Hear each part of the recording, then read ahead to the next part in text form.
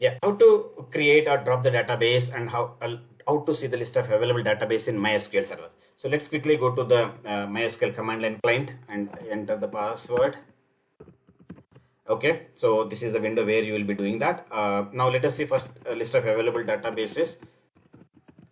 Okay, so let's enter. So you can see total 8 databases are there. Okay, so now let's create a database. Create